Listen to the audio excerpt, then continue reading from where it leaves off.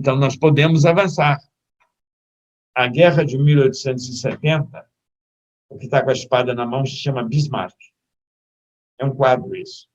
E o que está com as mãos descobertas se chama Imperador Nicolau III da França.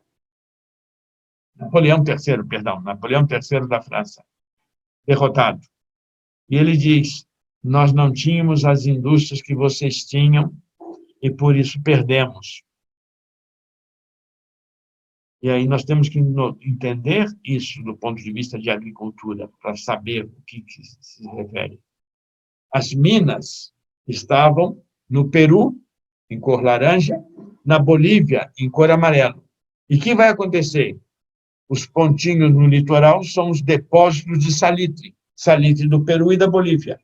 E os ingleses que não tinham acesso a eles provocam uma guerra, incitam o Chile a fazer a guerra, derrotam Peru e Bolívia, Bolívia perde seu território de saída para o mar, que ela tinha, e o salitre passa a ser salitre do Chile, mas não deixou de ser militar. Quem morreu nessa guerra do guano foi os chilenos, peruanos e bolivianos. Então, volta aquilo que nós já colocamos. É importante entender isso. No dia 3 de agosto de 2020, em plena pandemia no mundo, nós assistimos em Beirute essa explosão. E essa explosão em Beirute foi uma explosão de um depósito de fertilizantes, salitre, nitrato de amônio, que equivaleu a 15 quilotons, e destruiu a cidade propriamente. E nós não sabemos ler isso. Os atentados em Oslo, os atentados na China, na Indonésia, os atentados na Maratona de Boston, são atentados que ocorrem pelo nitrato de amônio, o fertilizante. Ter isso está condenado no mundo. E você ainda vai fazer campanha para se utilizar isso? Sim, na periferia na África, como está sendo feito agora na Revolução Verde na África, nos países da Ásia, e mantendo isso na América Latina. Por isso que nós temos que ver que já em 1900, o laboratório Bayer tinha essa visão de guerra e paz, Tolstói, guerra e paz é a mesma coisa. Nós temos negócios. E é isso que acontece. Negócios. E o agricultor põe sua vida. E na época vitoriana, nós já vimos os indianos ali, as crianças de 8 a 12 anos trabalhavam dentro de minas. As crianças inglesas, em 1912, trabalhando dentro de minas. Então, nós temos que entender esta realidade. E, às vezes, nós não entendemos. Isso é uma imagem do Rio Grande do Sul, 1900, e isso são araucárias. Essas araucárias, São Francisco de Paula, é como era. Nós não sabemos tampouco. Quanto dessas araucárias existe? Não chega a ser nem 1%. Quase toda essa madeira foi cortada para se fazer aviões para a Primeira Guerra Mundial, casamatas, trincheiras e túneis da Primeira Guerra Mundial. Elas saíam das matas e se transformavam para a guerra. Então, nós estamos vendo que todo o caminho é um caminho de guerra. É uma madeira muito boa, é uma árvore fantástica. Nós temos casas aqui que já têm 100 anos, estão perfeitas. Esse é um grande cientista. E aqui nós fizemos a introdução para te chamar Fritz Haber. Fritz Haber seguiu o caminho dos noruegueses e os noruegueses tinham criado um método para tirar o nitrogênio do ar, chupá-lo, sintetizá-lo, para que não precisasse usar o salitre, para fazer somente os fertilizantes. Fritz Haber, físico, calculou e fez o processo para aumentar a concentração e permitir extrair também para fazer explosivos. Por quê? Porque a Alemanha estava proibida de importar salitre. Essa é a realidade. Ele ganha o prêmio Nobel, então nós temos que ver o efeito. ele vai ser chamado para produzir a arma química. É uma arma que mistura uma substância, faz um gás horrível, e esse gás sufoca pessoas, sufoca cidades. E aí embaixo vocês veem soldados britânicos todos com os olhos queimados, como Barrabás, pelo gás fosgênio, pelo gás de Lewis, pelo gás mostarda. E aí, tá aí as fotos tiradas dos museus alemães, mostrando. E aqui vocês vão ver uma coisa interessante. Este senhor, do lado direito, com um baita de um bigodão grandão, ele é conhecido de vocês. Se vocês cortarem o bigode, as pontinhas do bigode dele, e deixar só o meio, vocês vão identificá-lo. Ele foi uma vítima de arma química, de um agrotóxico militar. Na Primeira Guerra Mundial, ele era cabo austríaco do exército alemão, e ele vai ficar 8 meses se desintoxicando dentro de um hospital em Berlim. Esse é Adolf Hitler. Está indicado pela setinha vermelha. E esses são seus comparsas, seus companheiros ou camaradas de armas, soldados também, todos intoxicados na mesma batalha. Se nós estudássemos os agrotóxicos como eles são, nós teríamos um cuidado gigantesco com eles. Mas as empresas faziam coisas aqui, o governo permitia coisas assustadoras na década de 60, 70, 80, e ainda hoje. Por isso que o trator se transforma no tanque de guerra, o fertilizante se transforma em explosivo e a arma química se transforma no agrotóxicos. Essa é a agricultura do agronegócio da sociedade industrial moderna. Essa é a nossa realidade. E são 4 ou 5 gigantescas empresas que comandam o mundo nesta realidade. E nós não sabemos isso. Por isso que em 1920 havia uma confusão danada lá. O Oriente Médio tinha deixado de ser tutela turca e passava a ser tutela inglesa, depois da Primeira Guerra Mundial. E Winston Churchill, como deputado, disse uma coisa fantástica. A melhor coisa para terminar com essas broncas dos Kurdistão é utilizar armas químicas contra eles. Aquelas tribos incivilizadas vão ser tratadas com arma química. Baixei isso aqui no Canadá, estava no Canadá, baixei isso aqui, coloquei na internet, no dia seguinte vieram em casa me perguntar por que eu estava fazendo isso. Eu disse, não, eu sou estudioso disso. Eu só baixei da internet, isso está na internet. E é incrível isso. E nós nem sequer sabemos isso. Nós não estudamos isso. Usar aquilo que Saddam Hussein fez contra o curdos em Rabilha, em 1920, já era proposto por um dos maiores próceres do Ocidente, da Segunda Guerra Mundial. Então, é por isso que o mundo, nas suas conturbações, suas perturbações, em 1930, vai encontrar uma situação onde, em Dresden, na Alemanha, se fazia ensaios, antes da Segunda Guerra Mundial, ensaios como seria o atendimento a um ataque maciço de armas químicas à cidade de Dresden. E você fica assustado. Que loucura é essa? E ali está a propaganda do gás mostarda e fosgênio da Primeira Guerra Mundial, e diz, ele tem cheiro de feno. E o outro diz, o gás mostarda tem cheiro de alho. Porque as pessoas não conheciam isso. Era uma coisa nova e uma coisa diabólica. Essas menininhas não são soldados. Essas menininhas são alunas de secundário preparadas por Hitler para sobreviver a um ataque com gás químico.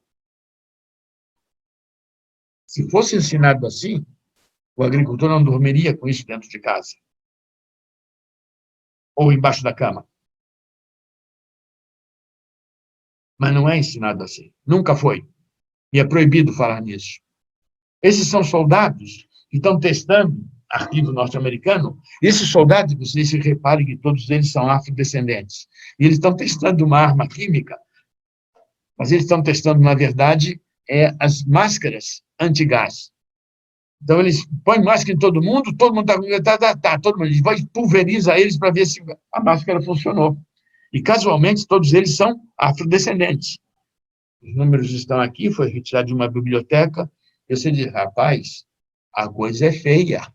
Então, é nessa forma dura que as coisas são ditas. Você não pode ficar com floreios, você tem que ser direto, objetivo e dizer, é assim. E essa é a realidade. Por isso que quando você vê um quadro na televisão, você vê um quadro de cultura, como Guernica, Picasso, você diz, caramba, que quadro raro esse, o que significa isso? Significa o desespero da ignorância. Guernica é isso aqui. Isso é o quadro de Guernica.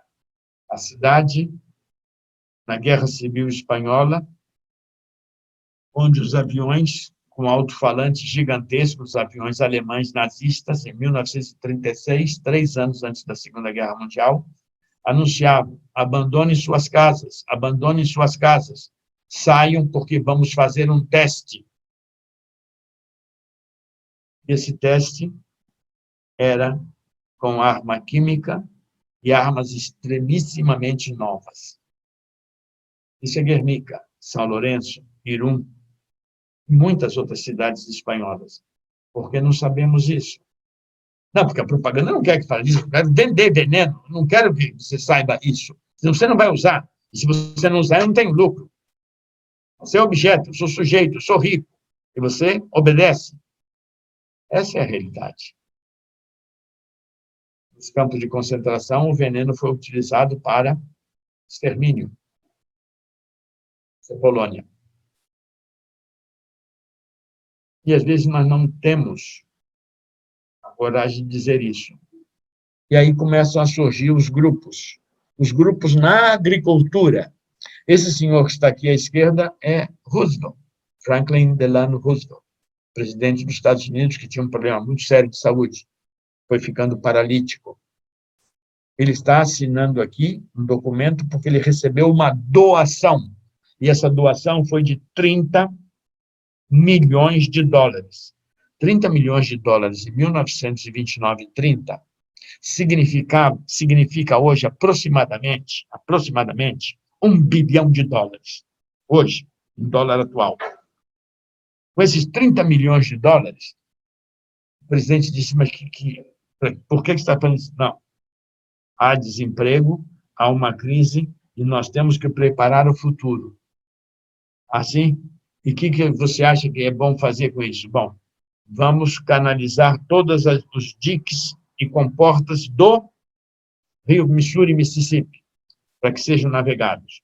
E vamos instalar, onde for possível, todas as hidrelétricas. Por quê? Porque com hidrelétricas nós temos energias e eu posso fazer com que o mineral de fósforo, a fosforita, se transforme em super triplo fosfato, como fazem os alemães, da turma de Liebig da IGF.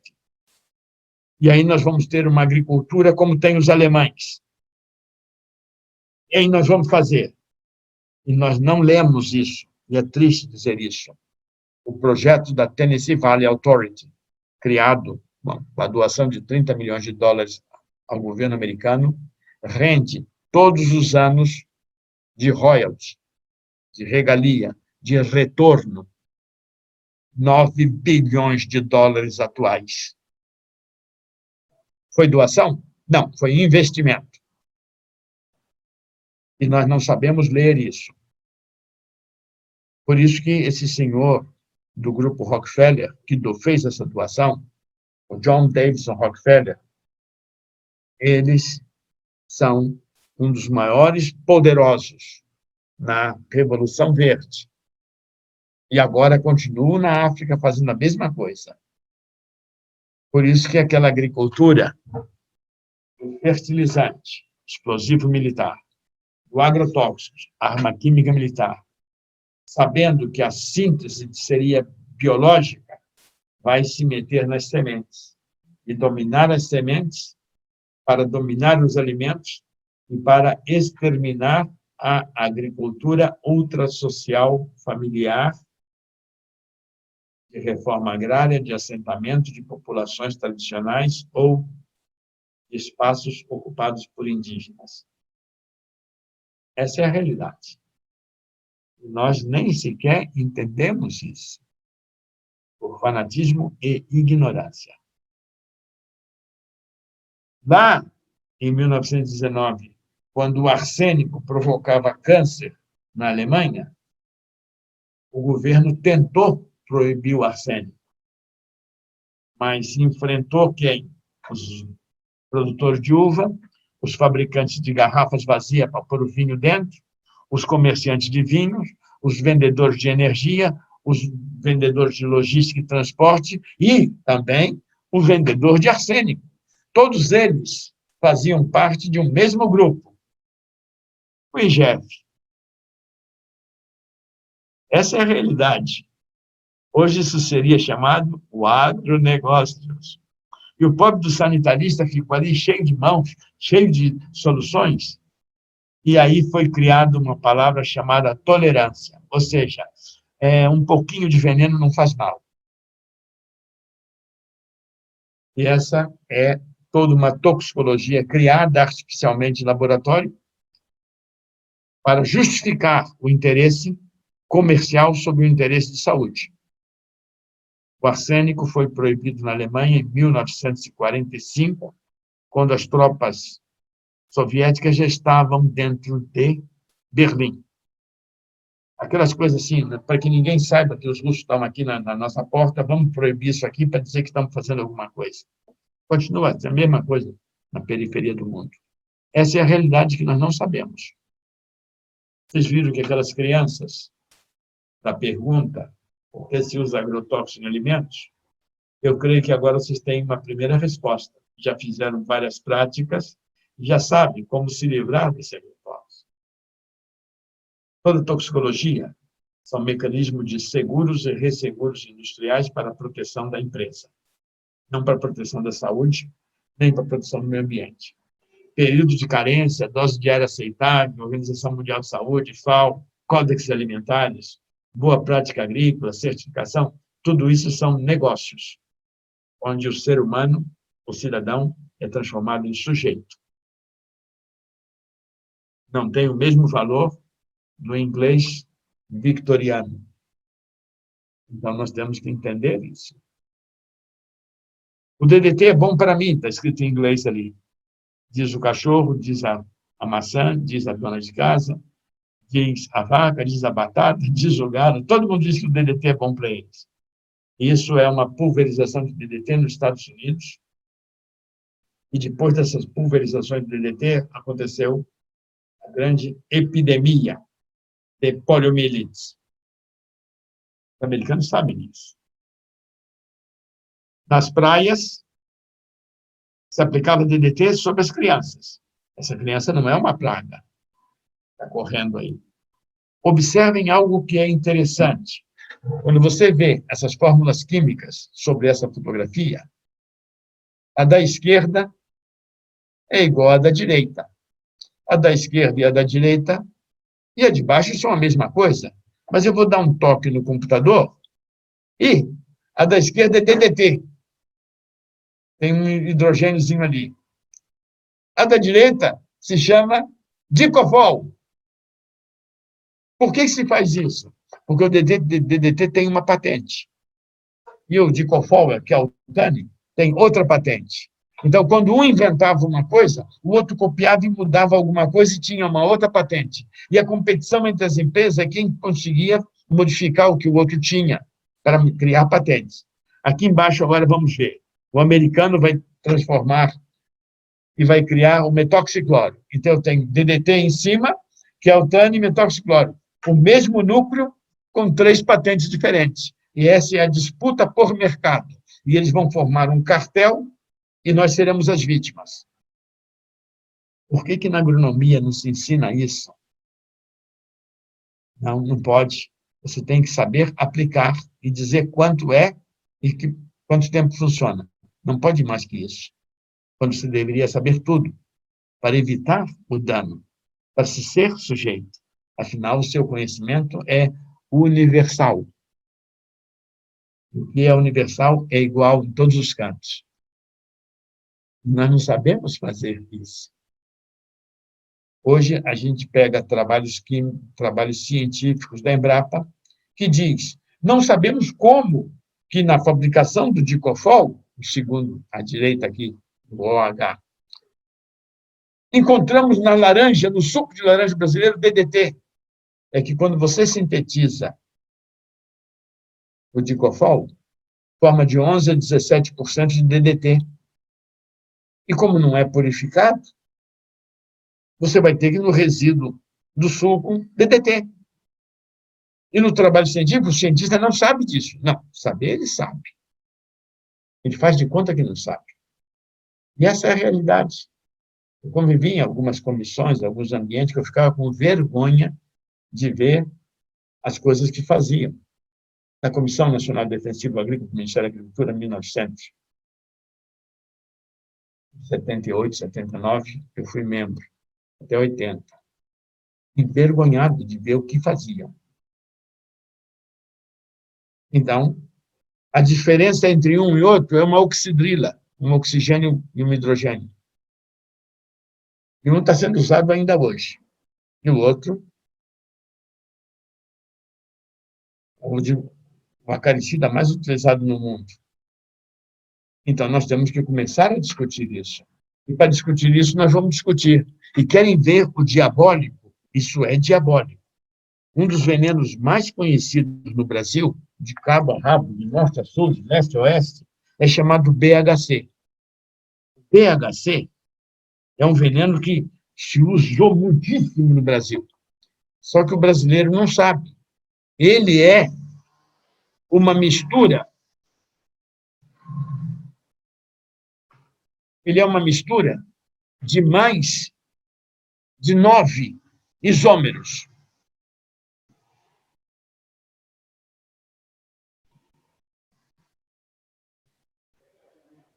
Mais de 9 isômeros. Essa mistura de 9 isômeros tem a mesma fórmula química, só que a posição na molécula faz com que cada um deles se comporte de forma diferente. O único que é inseticida, o único que tem função de inseticida, se chama isômero gama, chamado BHC, isômero gama, recebe um nome muito especial. Desde 1912, ele era conhecido, se chama lindane. De cada 100 quilos que você fabrica de BHC, somente 9 a 12 quilos é inseticida.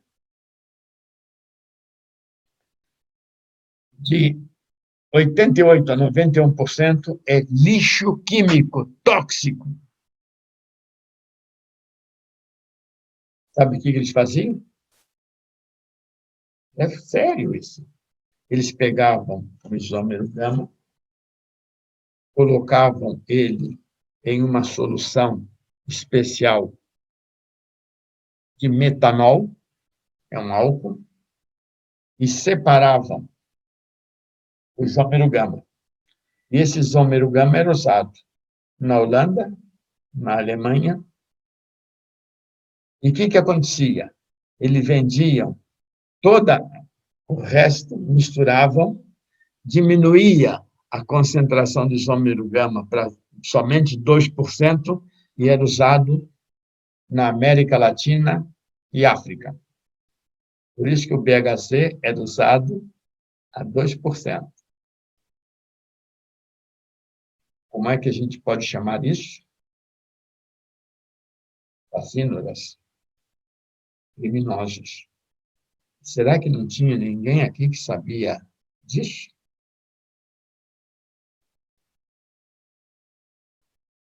Então, aí passa a ser fascínoras e cumplicidade. E nós temos essa realidade. Então, é extremamente importante demonstrar que o BHC, que hoje polui todo o litoral brasileiro, polui os jardins de Brasília, polui quase tudo, ele foi usado indevidamente, e no mundo universal de sujeitos, cidadãos, ele não provocaria isso. Os Estados Unidos está muito contaminado também. É um dos grandes provocadores de câncer, esse BHC, hexanohexaclorato, ADCAT. O efeito dessa molécula fez com que aquele mesmo grupo Rockefeller, que era dono do petróleo, dono da Exxon, da Exxon, começasse a buscar frações do petróleo para colocar cloro. E aí eles vão criar toda uma verdadeira série, através de Julius Hyman e Joseph Hegelstein,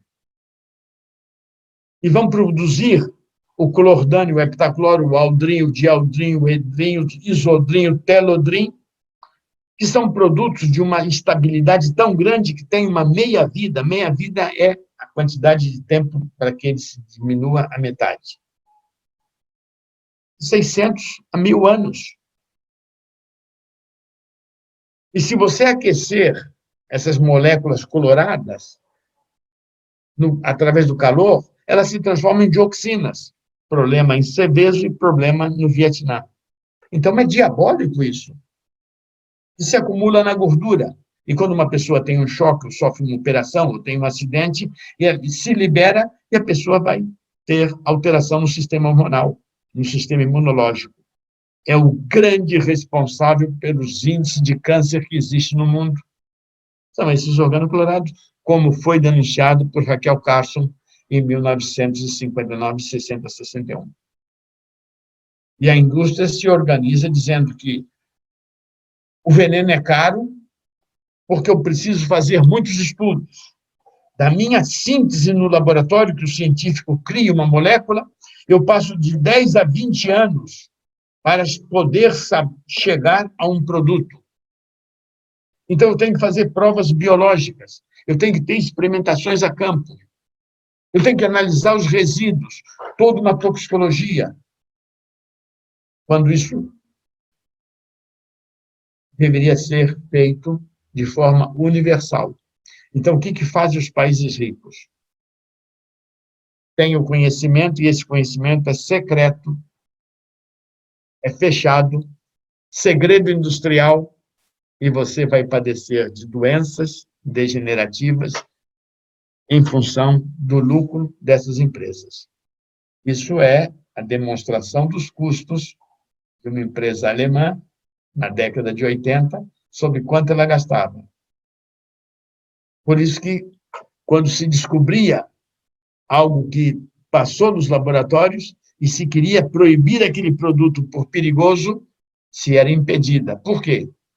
Na época da ditadura, quase todas as empresas tinham um general como presidente administrativo. Inibia, né? O general inibia. Boberido Couto e Silva e Dário Sadenberg, quase todos eles, Geisel, Norquiza, porque havia interesse. E por que o militar tem interesse? Porque ele amava a arma química. A arma química é chamada de a bomba atômica dos pobres. Um ataque com arma química é devastador. Ela tem uma característica, ela só destrói o humano, ela não destrói o econômico, a infraestrutura. Destrói gente, ela mata gente. Nós não sabemos ler isso. Então, lá fora, cada vez cresce mais os desenvolvimentos dessas empresas, são empresas gigantescas, salários altíssimos, fazem testes. Esse teste é em 1981. Imagina o que eles não estão fazendo hoje com RNA mensageiro, com as novas tecnologias. Então, eles estão buscando hoje coisas 1.000 anos avançadas com respeito aos agrotóxicos. Os americanos começaram a ficar com medo quando descobriram que as águias estavam desaparecendo, porque a águia comia peixe, e o peixe comia outros seres que acumulava no peixe, no salmão, acumulava o DDT, e esse DDT fazia com que a casca do ovo da águia ficasse fininha e a águia não tinha filhote. E a águia é o símbolo americano. Por isso, lá foi proibido. Mas lá foi proibido quando? Em 1968. Continuaram produzindo para exportação até quase 2000, não é verdade? Por isso que, para nós, é muito importante dizer isso.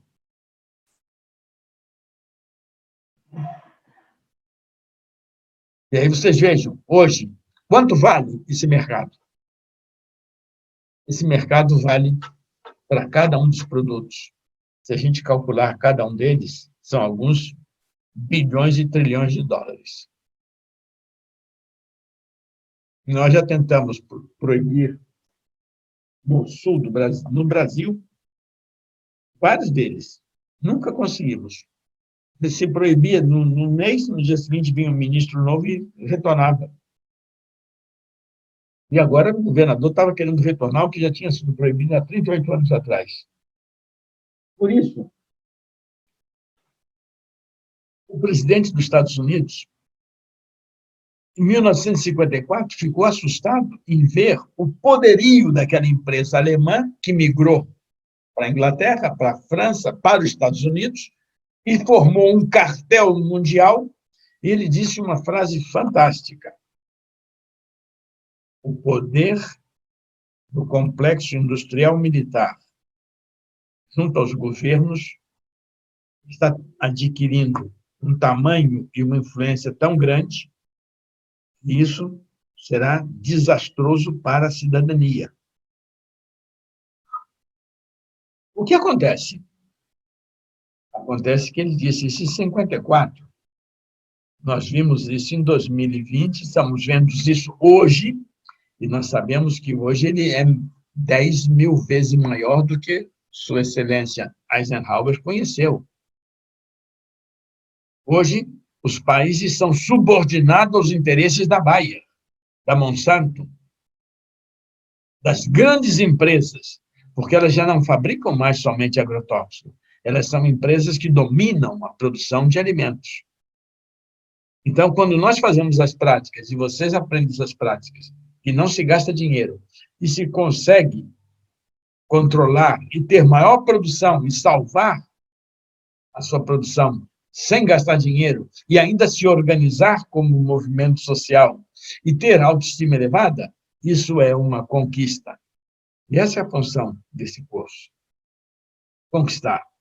Não é favorecer a indústria militar, a indústria bélica. Um avião desse hoje custa 6 bilhões de dólares, um avião A2 invisível. 6 bilhões de dólares, um avião. Isso é loucura. Por isso que aquele mundo da Segunda Guerra Mundial, das explosões atômicas, não tem nada a ver com a humanidade. Tem a ver com a ignorância. Isso é passado. O que nós queremos é cultura, é saber. Olhem a beleza desse quadro. Esse quadro é de um jovem pintor francês chamado Pablo Picasso. Esse quadro tem um nome que tem muito a ver com o nosso agricultor. Esse quadro se chama A Comida do Cego. Esse senhor pintado, uma fase azul de Picasso, 1903, iniciante, ele é um cego, ele não enxerga. Então, ele tem o paladar, mas não tem a visão. E ele está comendo, mas ele não sabe o que está comendo. Puseram na mesa e estão ali. A minha pergunta é, estamos nós na mesma situação do cego com respeito aos fertilizantes químicos, aos agrotóxicos? E a realidade?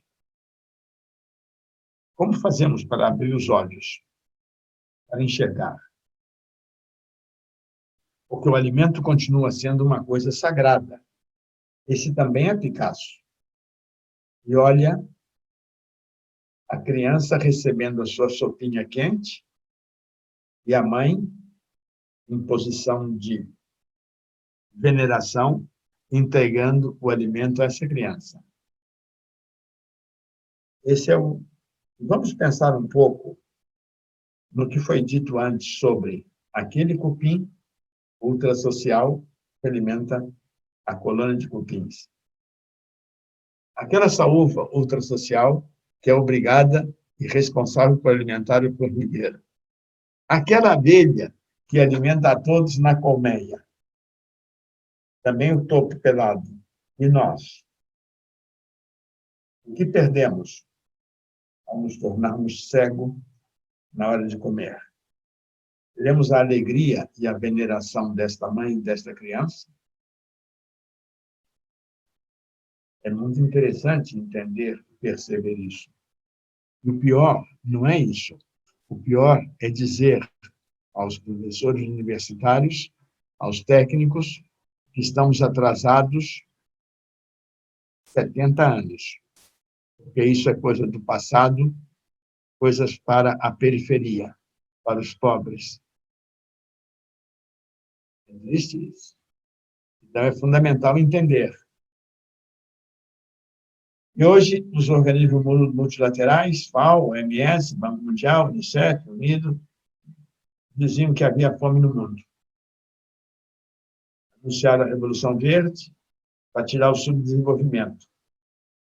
Queria eliminar a fome, mas a fome aumentou e os pobres, aqueles que eram pobres, se tornaram miseráveis, doentes e vivemos em pandemia. Aqueles livros antigos sobre geografia da fome, de Josué de Castro, a fome passou a ser estrutural. E agora você, se não quiser comer veneno, você tem que identificar o seu produto que vai se tornar mais caro. Mais caro por quê? Porque assim você exporta ele e eles comem na Europa, e você não pode comer ele aqui. É assim que funciona. Então, é contra isso que nós temos que estudar.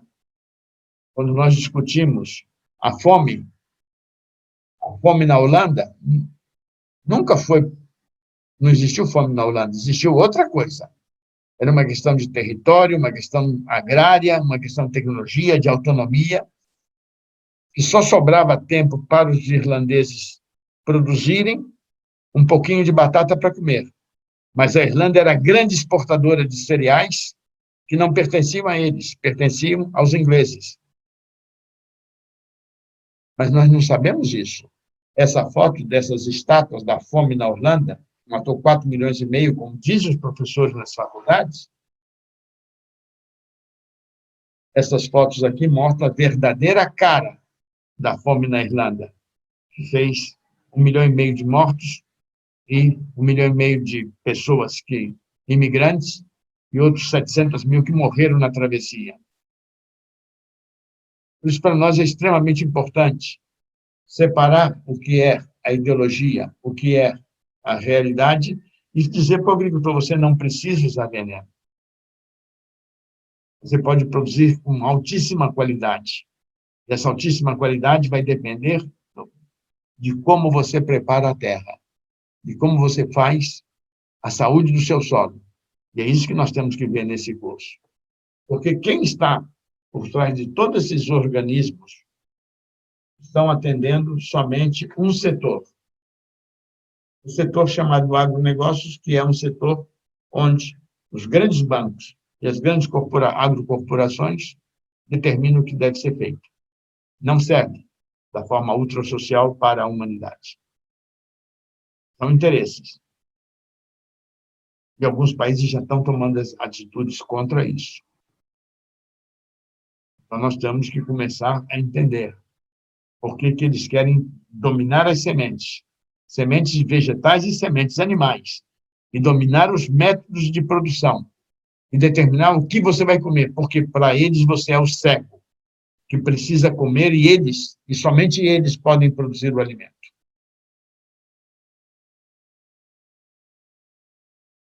E aí começam as confusões, os litígios, os choques. E nós vivemos isso na década de 60. Todo mundo. As guerras, os caminhos. se vocês veem o que é... Aqui embaixo tem um helicóptero, e esse helicóptero está levando uma vaca para um veterinário. Eu, na Alemanha, olhei isso, disse para o rapaz do meu lado, disse assim, isso deve custar mais ou menos, naquela época, de 6 a 8 mil marcos. O alemãozinho me disse assim, sim, é extremamente caro. Só que essa vaca recebe de subsídios por ano 16 mil marcos e compensa. Se ela morrer, se perde 16 mil marcos, porque não tem mais o subsídio. Então, ela não pode morrer. Por isso que todas as vacas na Alemanha têm dentadura de aço inoxidável para poder continuar comendo e continuar produzindo. E nós não sabemos isso, nós não vamos lá. Parece que não tem ninguém que vai visitar a Alemanha, entrar dentro de uma propriedade e dizer, olha, aqui é assim. A gente vai lá ver fascinação, ver subordinação. Estou falando de 1981, hein? A última vez que fui na Alemanha foi em 1998.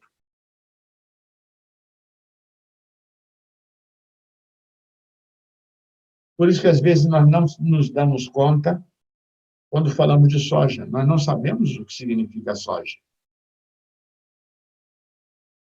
Essa soja, que é o Rio Grande do Sul. Vamos falar um pouquinho de veneno nessa soja. Esse veneno, ele chama-se Treflan. E está aqui a molécula dele. É uma anilina, é uma dinitroanilina trifluorada. Tem 3 fluor, 2 nitro e uma anilina. Esse Treflan, observem que lindo, ele foi modificado. Ele tem uma patente, vendeu aqui no Paraná, no Rio Grande do Sul, tanto que a água chegava a ficar amarela. E agora vocês vão ver uma coisa que é séria. A ICI pegou a mesma molécula que estava em cima, é a mesma molécula, hein? Vocês podem ver que é a mesma coisa, só que ela agregou um radical, misturou com amoníaco. Na gíria, a gente diz assim, se mistura com amoníaco que o Treflan se transforma em Cobex, porque gruda uma mina. Essa mina é uma mina secundária que gruda aqui no Cobex. E aí você diz, são 2 patentes diferentes? E a americana vai, inglesa, ICI, AstraZeneca, né, vai competir com o Treflan, e se chama Cobex. Que lindo! E o que vai significar isso? Bem, significa simples, que onde existe aminas secundárias, se formam nitrosaminas. E essas nitrosaminas são altissimamente carcinogênicas, das substâncias mais carcinogênicas que existem, e são formadas dentro de herbicidas, dentro de agrotóxicos. Nós nunca vamos falar nisso. Por quê? É quase que proibido falar em nitrosaminas. Já imaginou fumar um cigarro onde existem resíduos de um pouquinho de Cobex ou um pouquinho de Treflan? Você vai formar nitrosamina no alvéolo pulmonar. Ou do estômago. E esse é o problema que nós temos que entender. Por isso é perigoso o veneno. Por isso que nas reuniões do GATT, Grupo de Tarifas e Aranséis do Ocidente, cada reunião que existia, eles faziam aproximações, e nessas reuniões, chamadas rondas, né, as rondas, eles iam construindo mecanismos. E aí acontecia aqueles fenômenos absurdos. Trigo tratado com mercúrio, em 1970, sai do México, e esse trigo não podia ser usado para fazer farinha, porque ele estava tratado com uma substância extremissimamente tóxica, que já tinha provocado no Japão o mal de Minamata, uma população inteira intoxicada por mercúrio.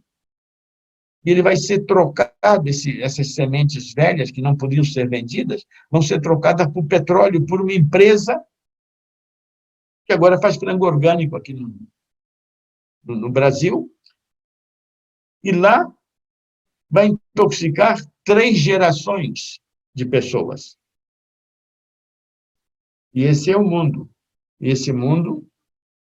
E aí você vê arsênico nos carrapaticidas, arsênico na ração de galinhas, arsênico. Entende? Então, isso, sementes tratadas que são misturadas, por quê? Porque não interessa ganhar dinheiro, não interessa ética, não interessa valor, não interessa nada. E a pergunta é, o que acontece? Nós não sabemos sequer qual é o risco de um veneno químico e como é diferente o risco para uma mulher e o risco para um homem. Nós não conhecemos isso. Nós não sabemos. As mulheres nascem, sexo feminino nasce com todas as células germinativas de reprodução e vão eliminando aquelas que não vão ser utilizadas. Então, uma intoxicação em uma mulher é muito mais perigosa que uma intoxicação em um homem. Então, deveria-se dizer isso, não tenha contato nenhum com veneno, proteja-se. Desde as menininhas, filhas dos agricultores mais pequenininhos, não é isso que se vê, pelo menos entre nós. Se você cair nas linhas de falar isso, você vai ver o que surge de pessoas para querer contestar. E a indústria paga pessoas de aluguel para terem opinião favorável a eles. E aí, então, nós chegamos àquele problema, próstata, problema masculino, tumor maligno no próstata, carcinoma de próstata, e o endosulfano. Causa isso? Sim, causa isso. E agora, recentemente, você ainda procura e você encontra, nos últimos 5, 6 anos, se usando endosulfano clandestino em moranguinho. E todo mundo se faz de conta que não existe, que não vê. Não, isso não é problema, não é agrotóxico, o nome mesmo é defensivo agrícola, ou produto fitossanitário. Não. E fica com essas irresponsabilidades. Câncer de mama. E a responsável de câncer de mama é numa semente tratada com clorados, que foi desviado para alimentar galinha e alimentar porco, como aqui no Rio Grande do Sul, e que se transforma, ou no uso de endrim, que contamina a água e vem a pessoa. Essa é a realidade toxicológica que nós vivemos. Então, nós temos que entender isso. E entender isso não é medo de alarme, é necessidade de responsabilidade e enquadrar essas empresas fascínoras que não respeitam a vida. Por isso que a palavra toxicologia tem o nome de toxicon. Toxicon era as flechas de Hércules, da mitologia grega, que as pontas das flechas eram passadas no sangue da hidra, que era venenoso, para matar. Por isso que Ovídio, em Metamorfose, tem um poema belíssimo. O veneno aquecido pelo fogo lhe recorreu às extremidades. Seu sangue, saturado de veneno ardente, sibilou e ferveu. Não havia limite na sua agonia, enquanto as chamas atacavam seu coração. E a pestilência oculta derretia seus ossos. Isso é Ovídio falando sobre o veneno que contaminava as flechas para matar. Nós não sabemos isso. Nós sabemos o que a indústria gosta de dizer. Postulado de Paracelso. Nada é inócuo, tudo é veneno. Depende da dose. Mentira. Isso poderia ser válido para o sal. O sal, lembram no início, Cassiodorus? Na aula anterior, Cassiodorus dizia, não podemos viver sem sal, mas ninguém pode comer 2 quilos de sal. Você precisa de 2 quilos de sal em 3 anos. Se você comer de uma vez, você morre, morre, morre feio. Mas isso são coisas que existem na natureza e para o qual o corpo diz há uma quantidade mínima, uma quantidade máxima e uma quantidade ideal. Para aquelas coisas que foram criadas e que não existem na natureza, como os agrotóxicos atuais, não existe limite. Tudo é veneno. Não vale o postulado de Paracelso. Então, por que nas universidades se repete isso? A exaustão por desconhecimento? Não, por má fé. Essa é a realidade. Então, nós temos que entrar e saber. Porque quando você estuda lá fora, eles te dizem qual é a parte de uma maçã que está mais contaminada. É a parte de cima, perto do pedúnculo, é a mais contaminada, porque ali fica o depósito e ele evapora mais. E a partezinha de baixo. E você fica assustado e diz assim, eles sabem tudo. Mas você não sabe isso.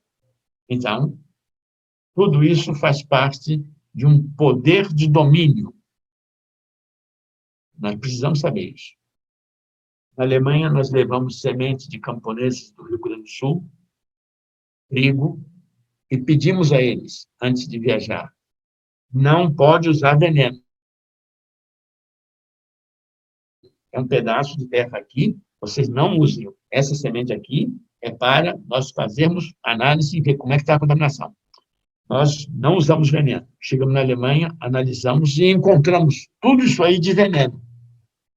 E todos os venenos que vocês imaginaram, nós encontramos. Alfa-BHC, beta-BHC, lindano, quintosene, pentacloranilina, heptacloroaldrin, heptacloro-DDT, dialdrin, metoxicloro e aracloro. Tudo isso. E não foi usado. E eu fiquei assustado e perguntei ao professor, isso aqui é um absurdo, não tem os venenos assim. Vamos aqui, pegamos um pouco de água da neve, telhado do Instituto, eles vão fazer análise. Era isso? A água da chuva deles era mais ou menos isso aqui. Eu disse, rapaz, o mundo está contaminado. Essa é a realidade. E aqui estamos onde foi cultivado os trigos, hein? Tem aqui. Está velho assim, porque isso aqui tem 40 anos. Então, é nessa realidade. De lá para cá, nós começamos a trabalhar, mas não conseguimos avançar muito. E agora nós estamos vendo que está recrudescendo, é pior. Então, é necessário dar um alento. Em São Paulo, os cientistas de São Paulo pegaram os peixes, os camarões, os moluscos na beira da praia, na água, e analisaram. E encontraram DDT e BHC em 1979. Está aqui a quantidade. E você não usa isso no mar.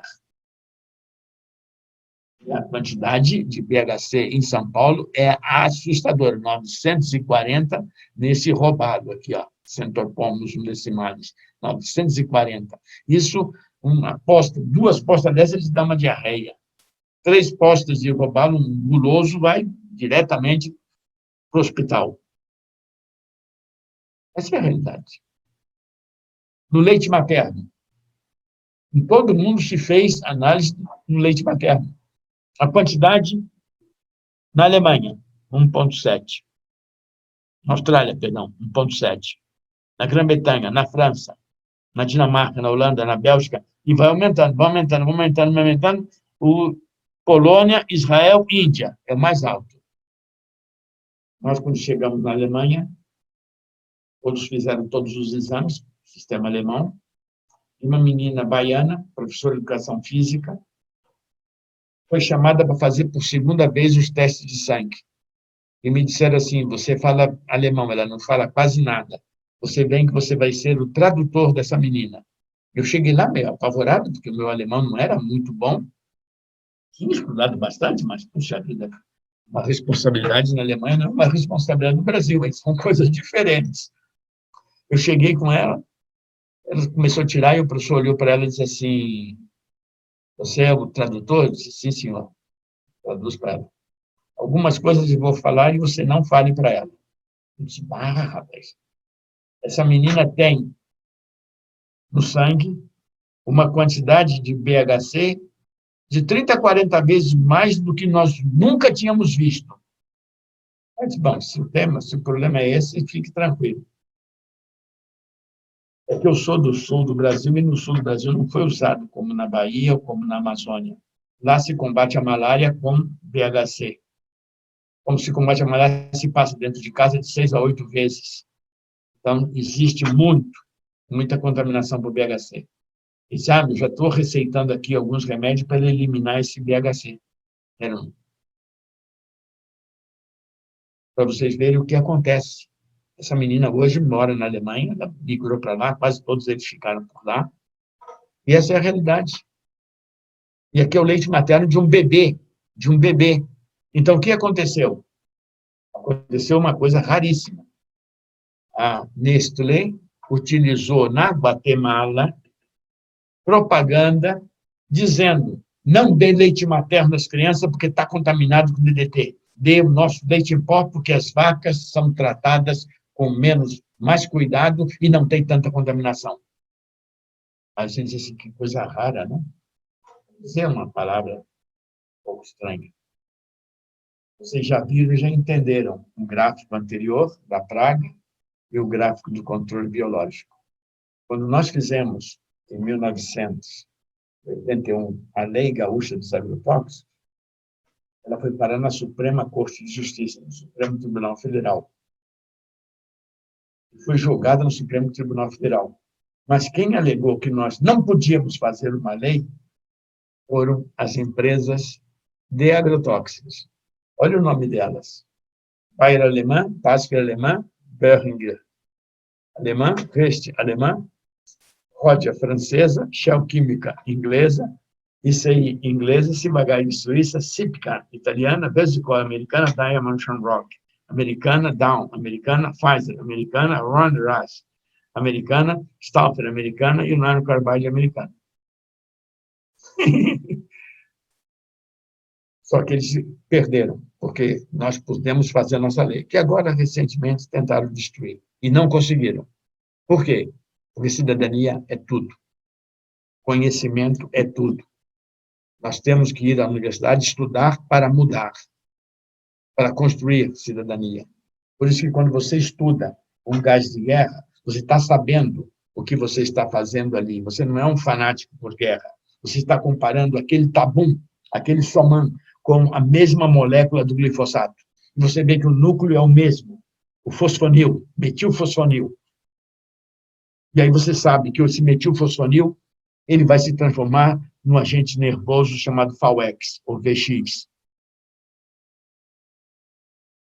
Esses são os mísseis de Saddam Hussein na guerra contra os irãs. Cada foguete desse que saía destruía uma cidade, podia matar 15 a 40 mil pessoas. Você vê que são foguetes de gás. Entende? Isso é um ambiente onde o soldado está trabalhando com granadas de gás, que são enterradas no solo. Esse do lado está essas menininhas que têm os seus ovários e têm todos os seus óvulos trabalhando descalças, aplicando o mesmo veneno. Que loucura é essa? Por isso que o veneno, nós utilizávamos 16 mil toneladas em 1963, 62, 16 mil toneladas, e a proposta do primeiro PND, do segundo PND, do primeiro PNDA, era utilizar em 1980 280 mil toneladas. Não é que a agricultura ia crescer isso, é que a meta era, para a indústria, isso. Nós tínhamos 6 mil mortos intoxicados por ano e 800 mil intoxicados. 6 mil mortos, dados do Ministério da Saúde, e 800 mil intoxicados. E a pergunta objetiva é: e quem ganhava com isso? Quem ganhava com isso eram as empresas, porque elas também vendiam os antídotos para desintoxicação. As empresas. Vendia para os dois lados. Porque o antídoto também funciona na guerra. Evitar a intoxicação militar. E esse é o caminho. Por isso, uma das coisas mais interessantes que nós não conhecemos é que em 1965 houve um escândalo em São Paulo, onde se usou muito mercúrio proibido em tomates, e foi feita uma lei Essa lei, feita em 1965, foi publicada, e eu fui funcionário do Ministério da Agricultura e nunca encontrei essa lei. Nunca ninguém falou que existia essa lei. Por quê? Porque essa lei nunca foi aplicada e foi ignorada. E ela revogava o decreto de 1934, 24.114, que o Ministério utilizava em 1970, 80, 90, para registrar os produtos. Já estava revogada por Castelo Branco da ditadura, hein? Da ditadura. E nós não conhecemos essa lei. Como se chama isso? A palavra é simples: corrupção.